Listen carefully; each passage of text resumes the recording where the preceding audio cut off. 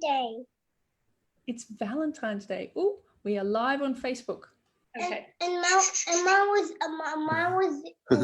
hi, Sue. Hello.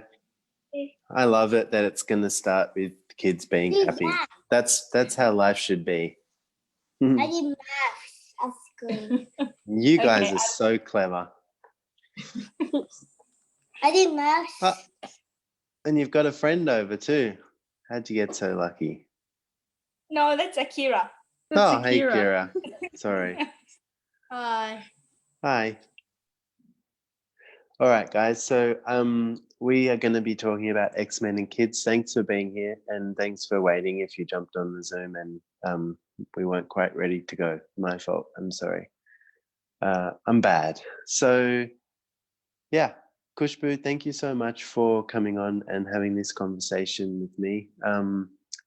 One few things that I wanted to just let you guys know. Well, firstly, how many of you, if you're a parent, think that you're a wrong and bad parent and that you're always doing something wrong?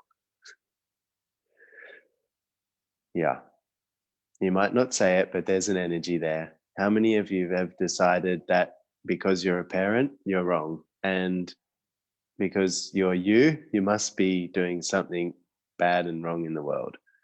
So what I want you guys to start by doing is start by acknowledging what's great about you. Because as a parent, you are doing the absolute best you can with the tools that you have available. One of the other things with parenting, and especially with parenting Xmen, is that your kids came to you because you were not clever enough to control them. Yep. The kids are like, yep, that's exactly right. So what you need to know is that you need to have that as an awareness and know that you're going to need to get clever. You're going to need to start to manipulate, and you're going to need to start to outcreate them. And they can be an incredible gift in your life in that way of that, if you're willing to let it, they can actually be an inspiration for you to being more in your life as well. Now, Khushboo, I'm just talking, so you're going to have to just pipe in whenever you want. Yeah. So basically, thank you so much, first of all. You're coming to India. However, like, this topic is parenting and Xmen, and I believe there'll be people out there who don't know what Xmen are, like, because there were people outside of Access and some who are just starting off in Access. So the only reference they have about Xmen are the movies, which is not too far from the truth. But could you please let us know what Xmen are? Yes, for sure. So thanks for that. And so, okay, so Xmen are basically people that have been labeled or undiagnosed as ADD, ADHD, OCD, or autistic. But basically those labels are just something that has been given to something that is very undefined. And what it is a bunch of different abilities that we actually have available to us. And if any of you have watched the Xmen movies, you'll know that they have all of these different superpowers and abilities. And what the founders of Access Consciousness, Gary Douglas and Dane here, found working with some kids is that they found that some of these kids that had been labeled with disabilities actually had these amazing abilities. And so they started to ask the kids questions, they started to talk to the kids, and they started to notice all of these different areas that the kids were functioning from, that opened the door to the adults also having something different. And from there, it has grown a lot, and a lot of people are acknowledging their Xmen capacities, their Xmen abilities, and the world is changing very quickly.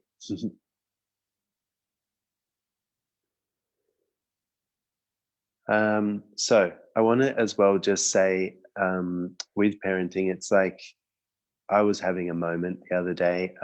We were at the castle, watching the foundation, the global foundation pop, and I was doing a really good job of being a, you know, I was having a parenting moment where I was like, oh my God, I suck and I'm doing the wrong thing and all this. Anyway, I talked to Moira, and Moira Bramley, for any of you who don't know her, she's amazing, and has she's raised some kids who yeah, they're doing some great things in the world now, and I really value the way that she is in the world. And so I just wanted to ask her. I was like, all right, so I know some things need to change, and it's like, can you help me with this? And some of the things were, like I just felt like I wasn't contributing to creating like any future with my son Silas. And one of the things that that she started asking me with a lot of what was coming up was, she was like, okay, so does that actually belong to you? And people, when I get facilitation, will often say, okay, does that belong to you? And that is one of the questions that I ask a lot in Xmen classes, and obviously I often forget to ask it of myself. So what is the question, who does it belong to, create? It's like, how many of you that are parents will also do things just based on what your parents did, or what you've seen on television, or even just based on what you're picking up around you from all of the people that are parenting in a certain way or a certain style. So it's like, what if you had different choices available? And what if it wasn't that you just had to do it how everyone else does it? What's actually true for you? And if you were looking at, okay, so what is this choice going to create? What future will this choice create? Would you have a different awareness of the way that you parent and what that actually creates in the world? Yeah. Khushboo, did you have anything? Yes. So this whole thing about the right and wrong keeps coming up. For a lot of people, like I personally don't have kids, but I have friends who have kids, and they are X-Men, highly aware, lots of energy, running around all of the time. So there's this fight, especially when they have so much energy, and the friend is tired, and so like, how do I control? I don't want to make them wrong. So how does one find that having, not losing, I mean, losing control, but at the same time not losing it as well, if you know what I mean, with kids who have this much energy, and not making Yeah. them wrong for it, yet having your space as well. Yeah, so it's a great question, and we were in the castle, and there is like a lot of antiques in there, and so for me, I was like, oh my God, don't move, just stay there, don't break anything, and it's like, yeah. So what I mean, he ended up being really amazing, and he got it, and it's actually also giving the kids the education of like, okay, so this is a place where this behavior is not acceptable, and sometimes you actually have to get down on a knee or something, look them in the eyes, and really say it and mean it. This is not acceptable. This is not happening. You cannot do this right now. And if they do it, you need to take them outside, and you need to say, okay, you need to wait out here if you're going to behave like this until it's time to come inside. And it's like, you have to follow through with that stuff. And this is one of the things that I spoke to with Moira. If you guys as parents are constantly threatening but never following through, the kids know. As soon as you have the energy in your world of, I'm not going to do this, they're going to pick it up, and they are going to use it to their advantage dynamically. So you have to follow through. And the other thing is, it's like the kids will also be picking up on all of the, like a lot of what X-Men pick up is the like suppressed energy that people live with. So if you are in a situation and there are a lot of people that, for example, might be suppressing their energy, or they are not being like as excited and happy as they could be, the kids are going to pick it up and be like, look, you could be like this. And it's like they will start to be the invitation for a different possibility. So sometimes they are actually also facilitating people in the room, and you just have to like, you just have to also give them the information of, okay, so this in this moment, this is acceptable. In this situation, this is acceptable. Not so suitable right now. Not so suitable right now, because they don't function based on like what's appropriate or what's not appropriate. They just function on like the energy of the moment. And it's a great thing, but they also need the education of what's going to work when, or it's not going to create a future for them. If they're walking down the street, for example, and they walk into a supermarket and start doing that, it's like, is that going to create more in their lives? So it's also about you guys being the example and leading your kids to a different possibility. Oh, that's awesome. Could you talk more about that facilitating the suppressed energy that you have, like the Yeah, well, parent has? yeah.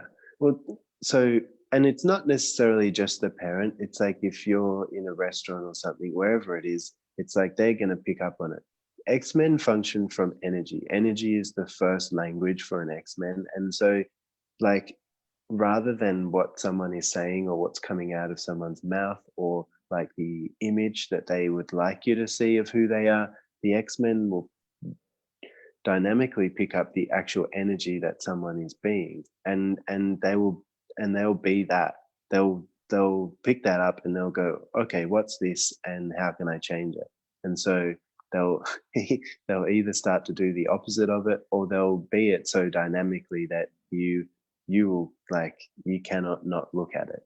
And it's like Silas does this with me all the time, in the way of like, if there's something that I'm being that is not working, he'll be it and he'll show it to me, and then I'm like, why are you doing that? And then I'm like, oh, that's right, that's what I was doing 5 minutes ago. Okay, so what different choice do I actually have available? Because it's like, if it's not working for me and it's not working for him, he'll do whatever he can to change it. That's awesome.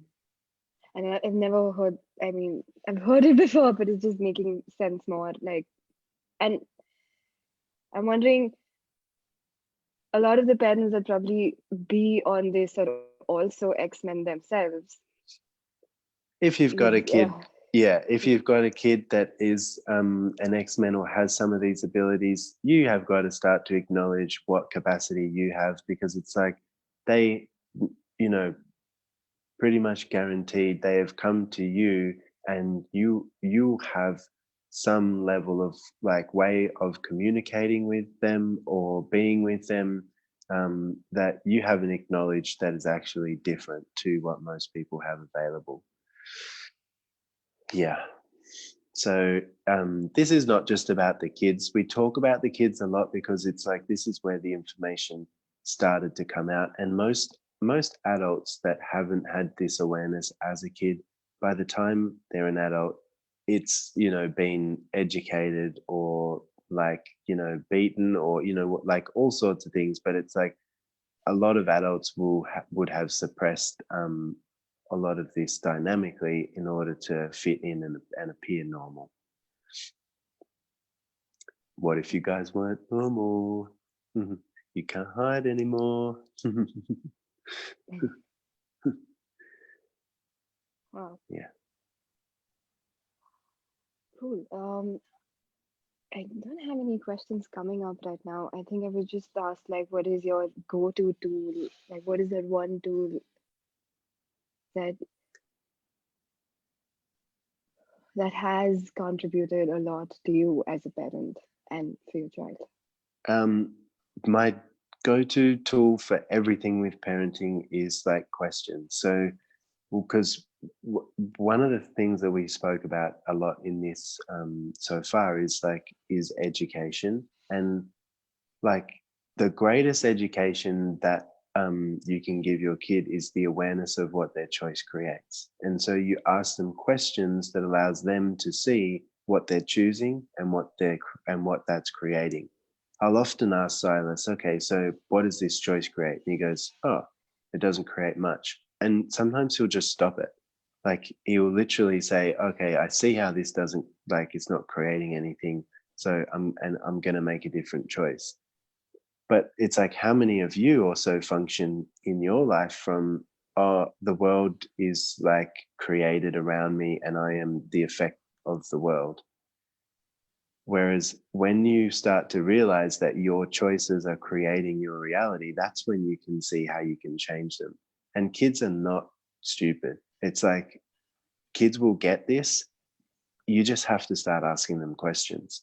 And you need to look at what questions you're asking them. Are you asking them a question with a conclusion attached, or are you actually asking them a question that allows them to see what's true for them? So you'll know if you're asking a question with a conclusion attached, because there's going to be like a fixed point of view, and it will be though you'll have some point of view and you'll want your kids to get your point of view dynamically. And it's like, that does not work. It's like, and you'll find out very quickly that that does not work.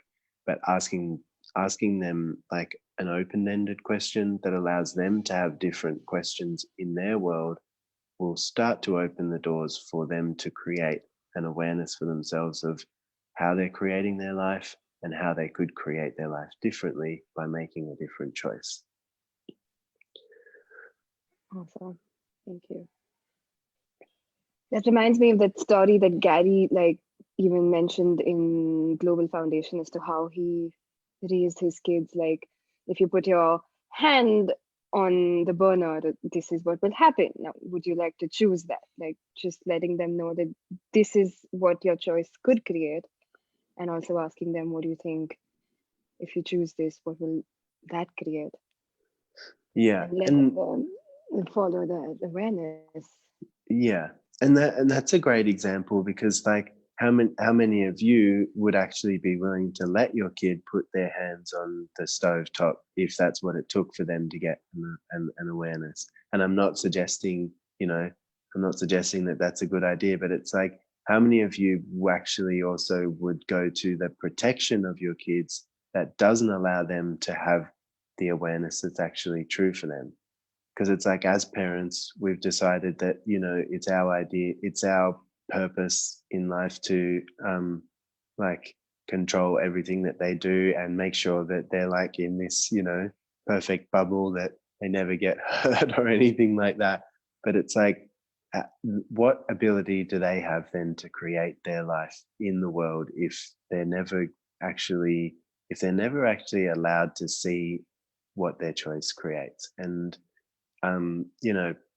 protection has all kinds of different layers, and I'm sure each like age has its own issues as well. But yeah, that's one thing that you also want to look at is, okay, am I trying to actually protect my child from the awareness that could be available here?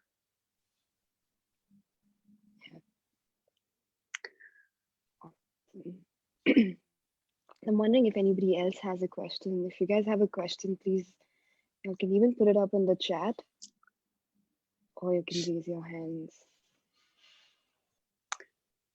Awesome. Thank you, Sol, for that.